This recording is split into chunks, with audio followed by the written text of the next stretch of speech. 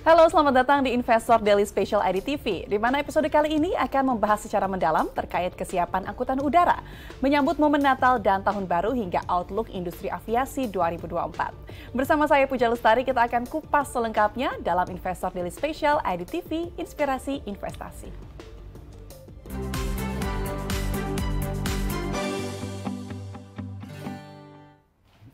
Kementerian Perhubungan menyiapkan sejumlah langkah untuk memastikan rangkaian kegiatan angkutan udara Natal tahun 2023 dan Tahun Baru 2024 berjalan dengan baik, aman, dan lancar. Direktur Jenderal Perhubungan Udara, Kristi Endah Murni mengatakan jumlah penumpang periode Natal dan Tahun Baru 2023 ini diprediksi mencapai 4 juta orang atau 19% lebih tinggi dibandingkan dengan periode Nataru 2022 sebanyak 3,4 juta orang. Prediksi ini menunjukkan angka recovery rate penumpang angkutan udara telah mendekati periode Natal dan Tahun Baru 2019, yaitu 64,6% untuk penerbangan domestik dan 93,5% untuk penerbangan internasional.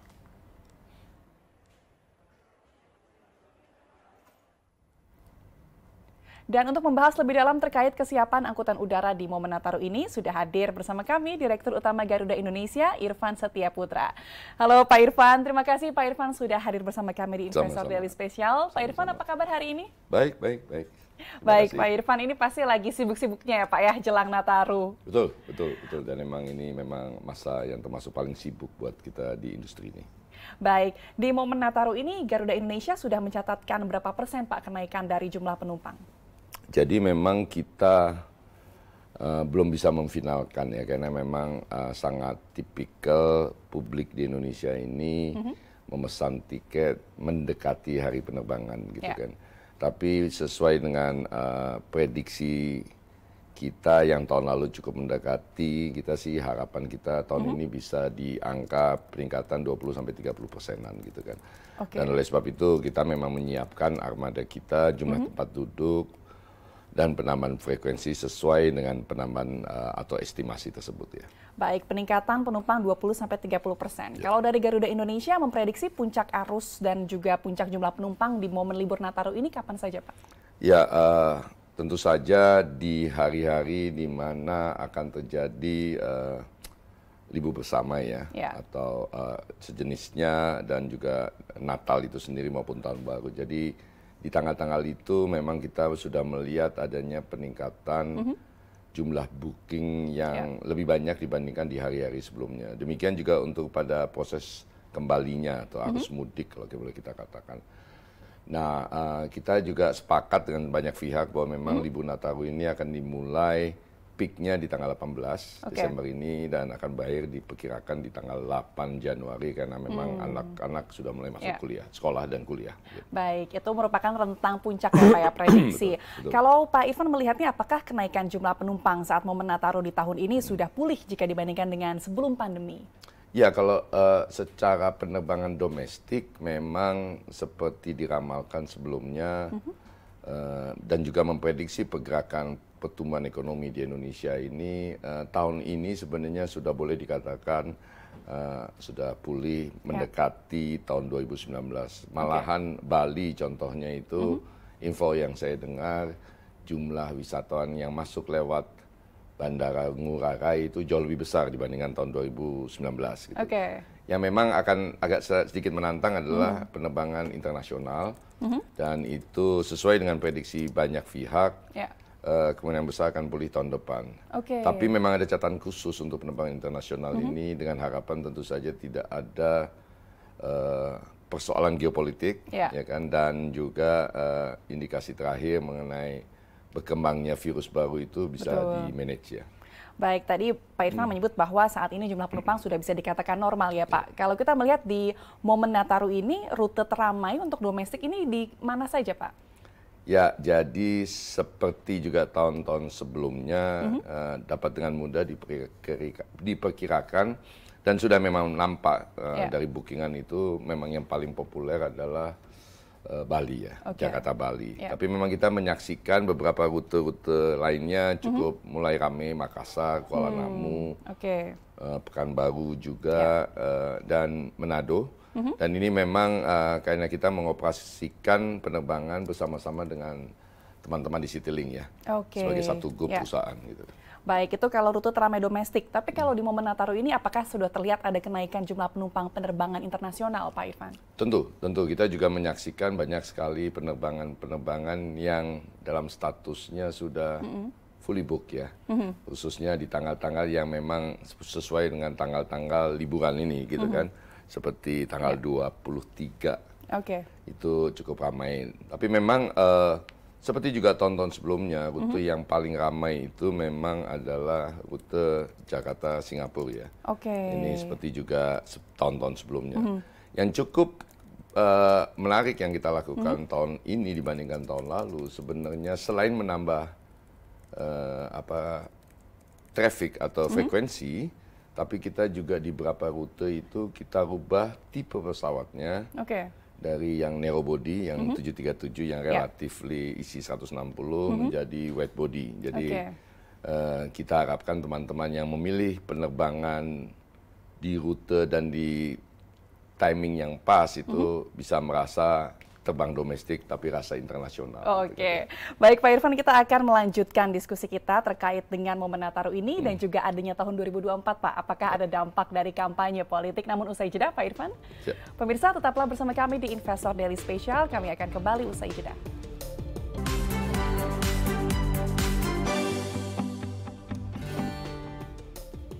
Anda kembali menyaksikan Investor Daily Special. Kita akan melanjutkan dialog bersama dengan Direktur Utama Garuda Indonesia, Irfan Setiaputra. Pak Irfan, tadi kita sudah berbicara bagaimana perjalanan ini sudah bisa dikatakan normal. Rute-rute domestik dan juga rute internasional ini sudah ramai kembali.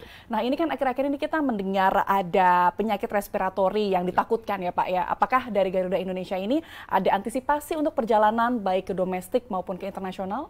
Ya, jadi seperti juga disarankan oleh banyak pihak dan kita juga memang terus-menerus menyampaikan walaupun belum mewajibkan ya, seperti sebelumnya adalah kembali ke disiplin lama kita yang cukup bagus, yaitu menggunakan masker dan sering cuci tangan, ya kan. Tentu kita mewaspadai dan memonitor sangat ketat dan bila memang menurut kami ini sudah waktunya kita wajibkan karena terjadi peningkatan yang signifikan, tentu saja kita akan segera eksekusi gitu. Hari ini statusnya masih alert lah ya istilahnya, jadi semua bersiaga. Kita juga tak dapat dipungkiri, kita juga melihat mulai banyak penumpang yang memasuki pesawat kita dengan menggunakan masker. Kita sangat menghormati itu dan kita tentu saja akan mendukung upaya-upaya individual untuk memastikan kesehatan bisa tetap berlangsung. Ya. Baik, berarti penggunaan masker ini masih bersifat himbauan ya Pak himbauan, ya untuk betul. sementara. Ya. Baik Pak Irfan, ada yang berbeda di tahun ini. Selain momen Nataru juga saat ini kita sudah memasuki periode kampanye dan juga tahun depan ada tahun politik.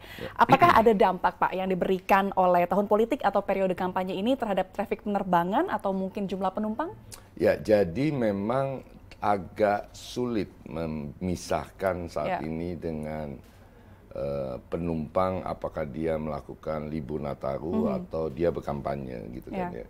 Tapi memang kalau kita menyaksikan beberapa kampanye ini nampaknya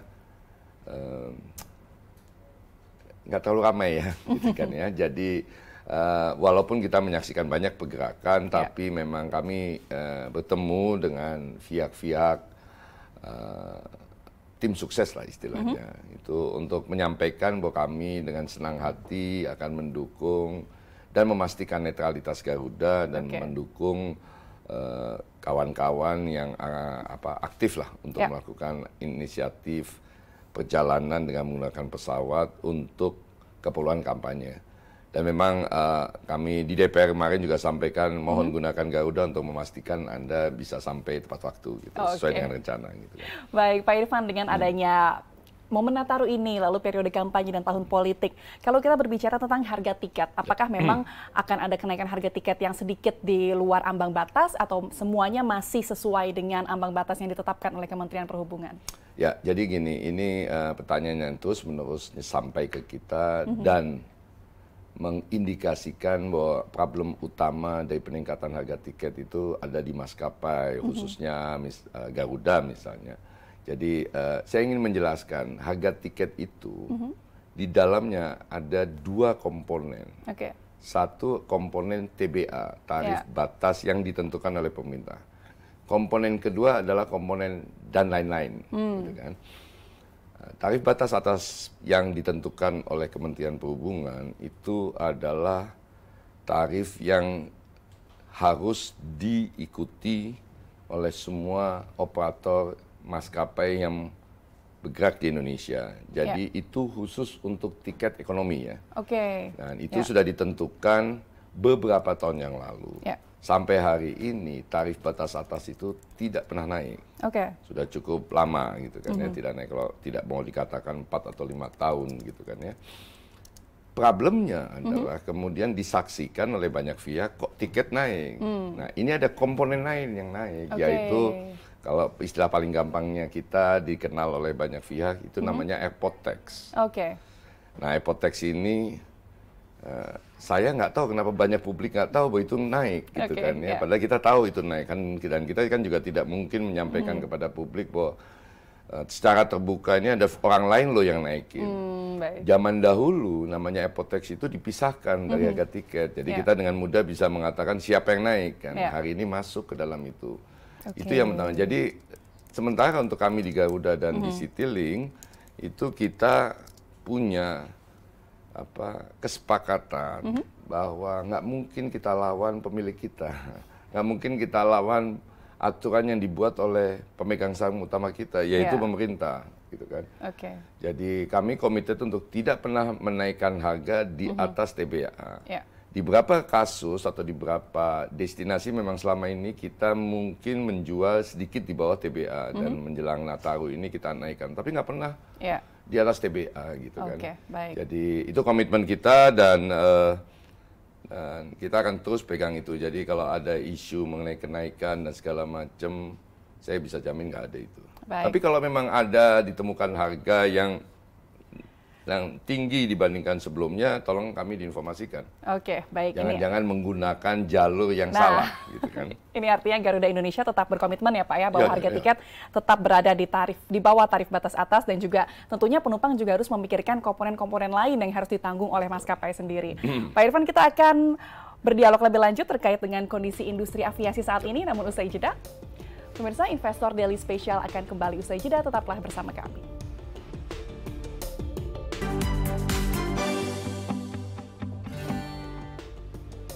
Terima kasih Anda masih bersama kami dalam Investor Daily Special. Pak Irfan, tadi kita sudah berbicara tentang tarif penerbangan itu sendiri.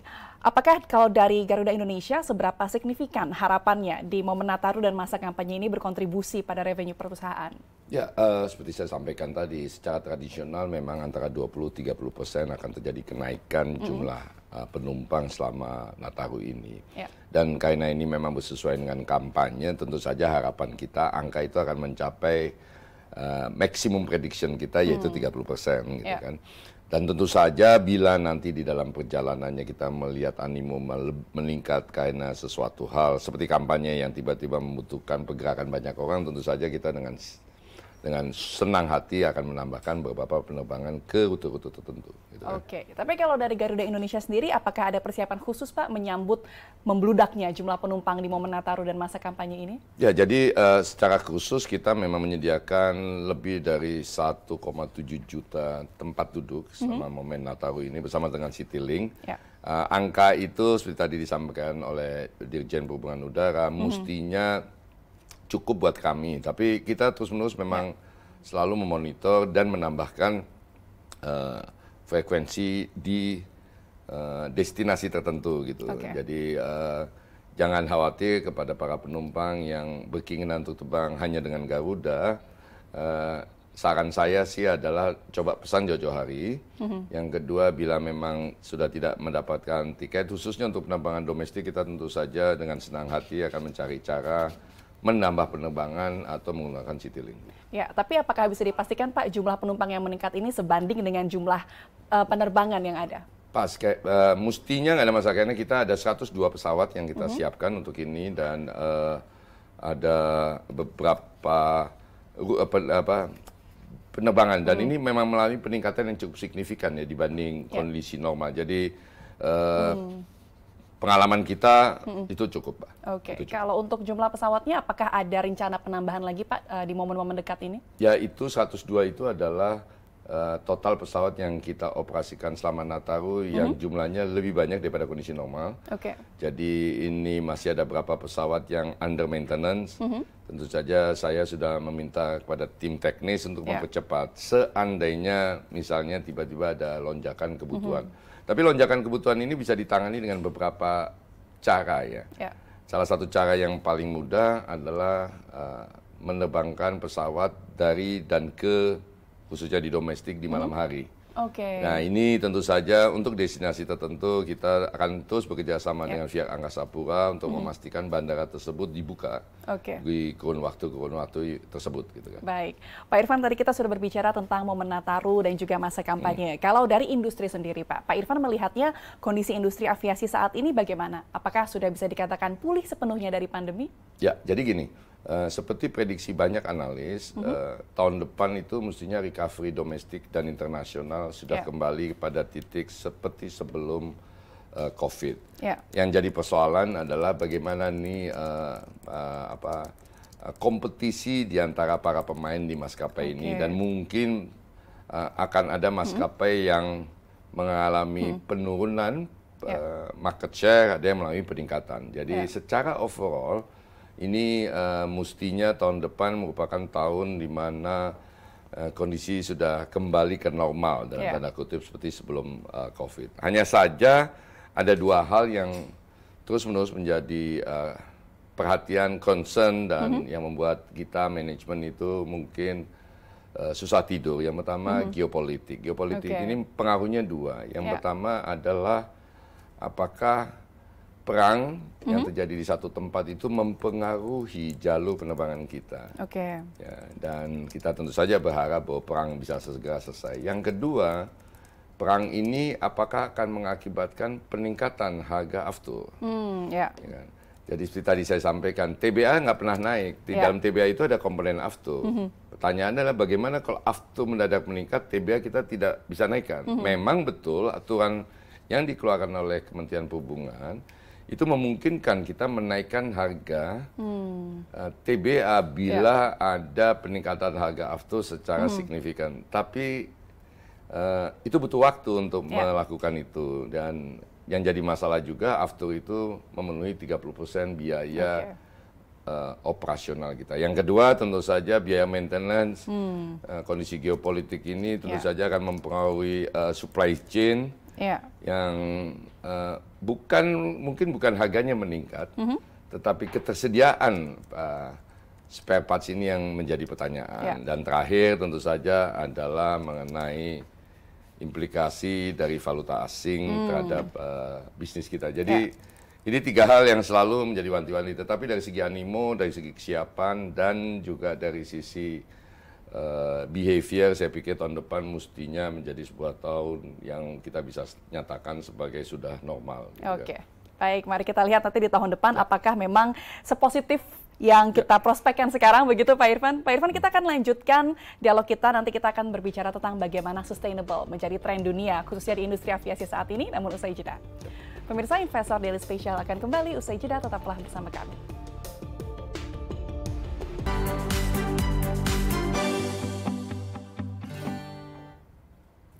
Ya pemirsa, Anda kembali menyaksikan Investor Daily Special. Kita akan melanjutkan dialog bersama dengan Direktur Utama Garuda Indonesia, Pak Irfan Setiaputra. Pak Irfan, salah satu yang menjadi tren dunia saat ini adalah keberlanjutan, sustainable. Dan bagaimana industri aviasi, khususnya Garuda Indonesia, melihat tren keberlanjutan ini? Ya, jadi ini sebenarnya bukan tren. Ya, ini sebuah kewajiban. Gitu kan. Jadi kita di industri ini secara global itu menyepakati bahwa tahun 2050 adalah menjadi tahun di mana zero emission. Ini jauh lebih dini daripada yang diputuskan oleh pemerintah Republik Indonesia, yaitu 2060. Kami sepakat untuk mencapai angka 100 itu harus mulai dari nol. Gitu kan. Jadi untuk bisa sampai ke situ ada banyak tahapan. Salah satu yang paling penting adalah apakah maskapai itu sudah mau masuk ke dalam proses ini. Dan di Indonesia seperti diketahui hanya Garuda yang sudah melakukan uji coba. Yeah. Kita sudah menerbangkan penerbangan komersial berbasis biofuel, memang persentasenya masih 2,4. Tapi seperti saya katakan, untuk menghitung ke angka 100 mesti mulai dari 1 gitu kan. Nah, ini tentu saja akan terus kita lanjuti dengan para stakeholder yang lain. Kami tentu saja sangat bersyukur bahwa regulator dalam hal ini Kementerian SDM fully support, fully aware, sangat peduli. Demikian juga teman-teman di Pertamina juga terus-menerus melakukan riset dan pengembangan gitu. Masih banyak isu yang mesti muncul, tapi satu persatu harus kita lewati pelan-pelan. Gitu kan. Baik, Pak Irfan, beberapa waktu lalu kan juga Garuda sudah berhasil ya uji terbang pesawat dengan bahan bakar yang ramah lingkungan. Nah, bagaimana nanti roadmap Garuda Indonesia ke depannya? Apakah akan full menggunakan bahan bakar yang ramah lingkungan atau mungkin step by step dulu, Pak? Ya, kembali lagi. Ini kan sebuah kewajiban di mana kita harapkan pada 2050 seluruh dunia sudah sepakat. Dan dalam hal ini juga salah satunya Garuda. Jadi tahapannya adalah tentu saja secara perlahan-lahan kita akan tambahkan rute-rute yang menggunakan bioaftur tersebut gitu kan ya. Sampai satu titik di mana seluruh penerbangan kita menggunakan bioaftur tersebut. Yang jadi pertanyaan adalah pertama bagaimana ketersediaannya. Artinya karena jumlah fuel atau aftur yang kita gunakan itu cukup masif ya untuk Garuda sendiri, apalagi yang lainnya. Yang kedua, bagaimana pendistribusiannya? Apakah bisa seperti sekarang aftur biasa? Tapi yang juga sangat menarik adalah gimana komersialnya. Nah, pertanyaan yang paling penting adalah bila menggunakan bioaftur secara logika sederhana mestinya harganya naik.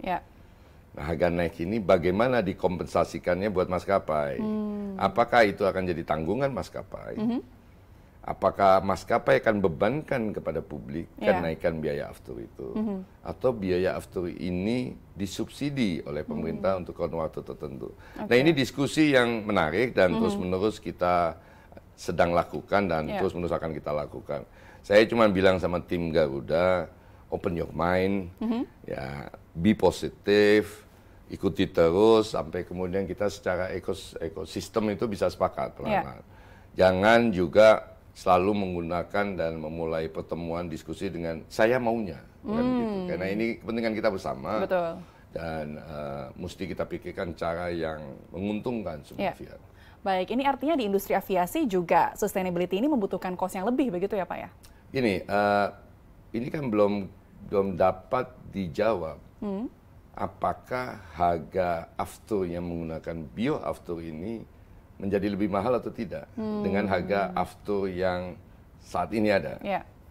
Kalau memang cost-nya lebih mahal, infonya sih lebih mahal, ya kan? Siapa yang menanggung cost itu? Apakah perusahaan? Apakah para penumpang yang naik? Atau dibantu oleh regulator? Ini yang kita perlu samakan dan saya cuma minta sama teman-teman udah jangan bilang ini kan tanggung jawab enggak, ini tanggung jawab kita bersama. Kita mesti mikirin, termasuk penumpang juga mesti mikirin ya. Jangan bicara bahwa mereka peduli lingkungan tapi nggak mau bayar implikasi terhadap itu gitu kan. Nah, ini kita mestinya sih kalau angka-angkanya masuk akal mungkin kita bisa bagi-bagi gitu kan. Yang jadi masalah kan kalau angkanya beban biayanya melonjak. Dan jadi nggak menarik buat maskapai untuk menawarkan ini, gitu sih. Baik, tapi kalau best practice-nya, kalau dari Pak Irfan, inginnya skema yang seperti apa angka-angkanya? Ya kalau mau ditanya sebagai sebuah perusahaan, tentu saja kita ingin bahwa policy yang dibikin untuk kepentingan bersama, jangan dong beban saya semuanya. Gitu kan. Tentu saja yang paling kita inginkan adalah saya nggak terbebani, tapi kan nggak rasional. Bagaimana kita bisa bagi ini? Itu aja sih, jadi sepakat dan mari kita jadikan ini sebuah upaya kita bersama untuk menjaga bumi. Ini bukan soal menang kalah, ini bukan soal popularity, dan ini bukan soal pemilu. Gitu kan. Betul. Jadi kalau ini didukung oleh paslon ini bukan itu. Gitu. Ini kepentingan kita bersama. Kalau kita nggak mampu mengeksekusi dalam waktu sesuai dengan rencana, kita juga yang rugi. Sebagai salah satu contoh ya yang saya sampaikan, ada negara tertentu yang mengeluarkan aturan bahwa ada sekian persentase dari aftur, persentase, dan itu bukan 2,4 yang kita pakai sekarang, lebih tinggi dari itu, per tahun X gitu kan. Iya. Kalau pesawat kita terbang ke sana tidak memenuhi kualifikasi itu, kita nggak boleh terbang. Oke. Iya. Itu bisa dianggap sebagai sebuah dukungan terhadap proses ini. Tetapi ini kan implikasinya kalau kita nggak sepakat dengan bagaimana bagi-baginya, ya tentu saja akan jadi masalah. Iya. Tapi kalau masyarakat saya pikir sih semestinya bisa kita edukasi bersama. Oke, kalau terkait dengan pembiayaan bioafter ini, kalau dari Garuda Indonesia mengharapkan stimulus atau insentif yang seperti apa? Sebuah keniscayaan kalau selalu minta stimulus gitu kan. Kembali lagi, saya nggak mau kasih posisi sedini sekarang karena saya nggak tahu misalnya beda harga persisnya after yang ada sekarang dengan bioafter gitu kan. Tapi komitmen kami di Garuda karena masa depan anak cucu kita, masa depan Republik ini, itu kan tanggung jawab kita juga. Komitmen kami juga ingin partisipasi di investasi proses ini. Gitu kan, ya. Tapi nanti kita lihat angkanya, apakah kita 100% ambil atau cuma 1%. Ya kan, gitu kan. Tapi rest assure bahwa kami di Garuda committed, dan bila ada hambatan-hambatan, tentu saja kami di Garuda akan memastikan hambatan-hambatan tersebut bisa diselesaikan dengan sebaik-baiknya. Jadi itu sih sebenarnya. Jadi saya sih berharap bahwa ini bukan jadi isu politik. Saya tidak berharap ini menjadi isu siapa untung, siapa enggak, gitu kan. Masyarakat juga harus tahu bahwa biayanya meningkat dengan menggunakan itu. Jadi mari kita cari solusi bersama. Ini artinya untuk supaya bisa menjaga lingkungan sama-sama, juga tanggung jawabnya juga harus sama-sama ya Pak Irfan ya? Betul. Oke. Pak Irfan, kita akan berbicara lagi terkait dengan target dan kinerja Garuda Indonesia di tahun ini dan tahun depan, tapi usai jeda ya Pak. Pemirsa, Investor Daily Special akan kembali usai jeda, tetaplah bersama kami.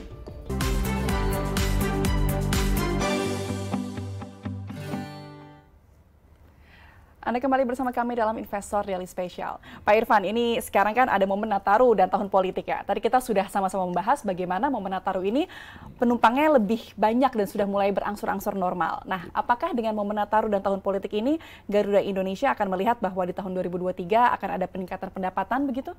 Ya, jadi kalau bicara peningkatan angka-angka pendapatan, saya cuma mau klarifikasi satu hal aja. Kita TBK gitu ya. Jadi kita juga mesti fair sama para pemegang saham dan publik gitu, dan kita memang biasanya nggak terlalu gegabah lah menyampaikan prediksi ke depan. Tapi kalau kita lihat hasil sampai Q3 kuartal 3 2023 yang sudah kita publikasikan, kita ini mengalami peningkatan penumpang naik 36%-an gitu dibanding tahun sebelumnya, dan pendapatannya naik 48%. Jadi kalau Anda dengan mudah kelihatannya begini kan, jumlah penumpang naiknya 36%, pendapatannya naik 48%. Artinya apa?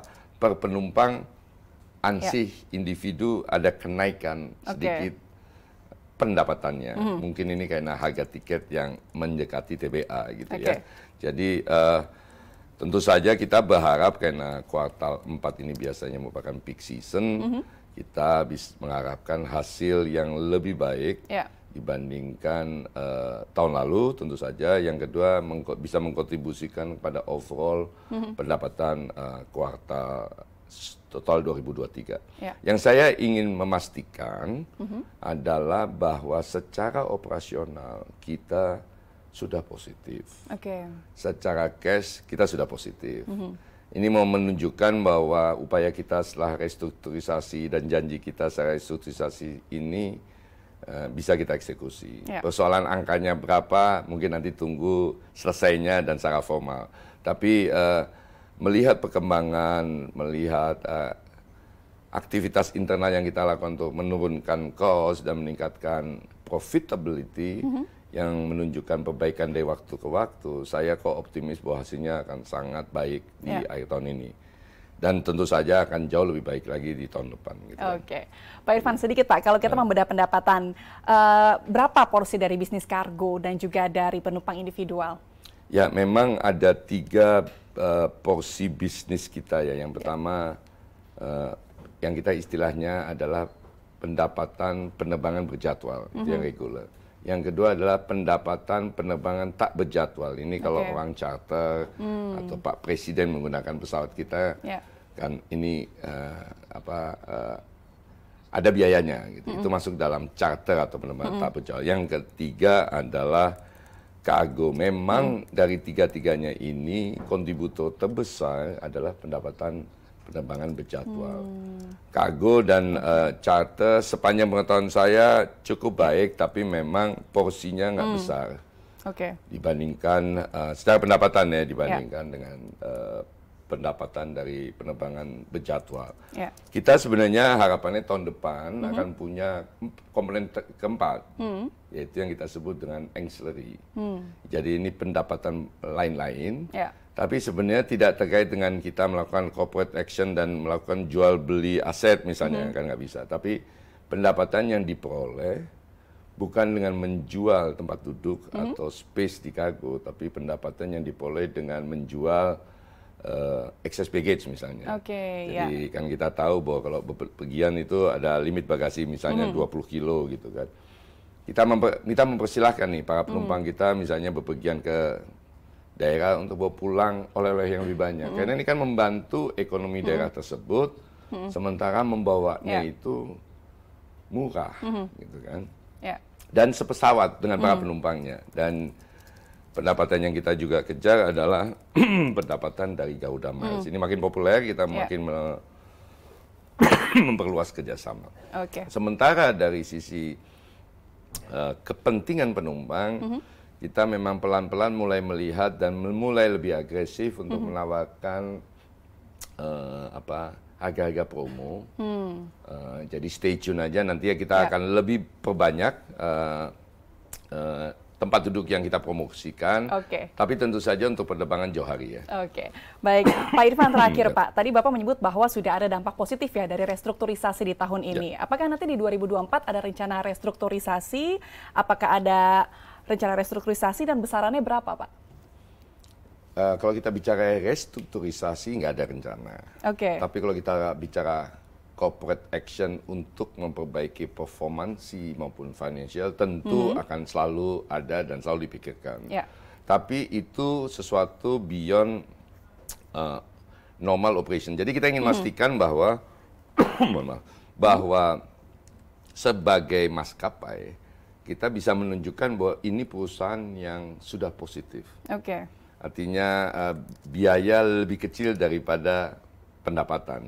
Yang kedua adalah bagaimana kita memperoleh pendapatan lain-lain. Yang ketiga adalah apakah ada aksi korporasi yang membuat misalnya equity-nya membaik, ya kan? Profitability-nya membaik. Dan kita tidak pernah menutupi itu. Yang kita selalu hindari jangan sampai yang ketiga itu dituduh melakukan financial re-engineering. Gitu. Ini yang paling bahaya gitu. Makanya kita juga sangat hati-hati dan kita komunikasikan terus-menerus ke publik. Kita mengindikasikan tentu saja corporate action apa aja yang kita lakukan. Ini yang mungkin yang saya bisa bocorkan hari ini. Tahun depan ada beberapa ide yang menurut kita kalau berhasil memberi dampak positif terhadap performansi perusahaan di buku. Gitu. Baik, Pak Irfan. Tadi kan ada ide, tapi Pak secara singkat saja, apakah dari Garuda Indonesia ini masih butuh ekuitas lagi, mungkin dari PMN misalnya? Gini, kalau Anda melihat laporan keuangan kita kuartal 3 2023, tak bisa dinafikan, tak bisa dipungkiri bahwa ekuitas kita masih negatif. Nah, ekuitas negatif ini bisa diselesaikan dengan banyak cara untuk menjadi positif. Kita tentu saja terus-menerus memikirkan cara bagaimana ekuitas ini bisa menjadi positif dengan cara yang legal ya, bukan tipu muslihat gitu bukannya, dan dapat dipertanggungjawabkan. Salah satunya memang kan adalah penambahan modal oleh pemegang saham. Ya kan? Pertanyaannya kalau pemegang saham menambahkan modal, bagaimana dengan pemegang saham lainnya? Karena mayoritas pemegang saham kita adalah pemerintah. Anda dan juga publik tentu sangat mengetahui bila pemerintah menambahkan modal ke satu BUMN, ceritanya panjang, ya kan? Tidak hari ini mau terus bulan depan kejadian. Ya kan? Yang kedua, ada beberapa perlakuan, treatment atau review kontrak-kontrak kita dengan para partner kita yang secara essence kalau nggak kita nggak rubah secara essence, tapi secara tata bahasa dan agreement kita rubah yang membuat perlakuan akuntansinya mungkin berbeda. Gitu. Tapi penting buat kami untuk memastikan pertama bahwa perusahaan ini secara operasional menguntungkan. Betul. Yang kedua secara perusahaan buku juga menguntungkan. Nah, hal-hal yang masih negatif dalam tanda kutip tidak pas dengan kondisi perusahaan dan mungkin bisa diinterpretasikan salah, kita perbaiki satu-satu. Oke, baik. Berarti Garuda Indonesia menargetkan kinerja yang positif ya Pak ya di tahun 2024. Dan saya optimis lah untuk itu karena indikasinya ada semua kan. Baik. Kecuali mudah-mudahan tidak ada surprises ya. Baik, oke. Pemirsa, Garuda Indonesia menargetkan kinerja yang positif di 2024 dengan optimisme bahwa industri aviasi akan recovery sepenuhnya, baik domestik maupun internasional. Terima kasih Pak Irfan untuk waktunya bersama kami di Investor Daily Special. Pemirsa, demikian Investor Daily Special. IDTV, Inspirasi Investasi.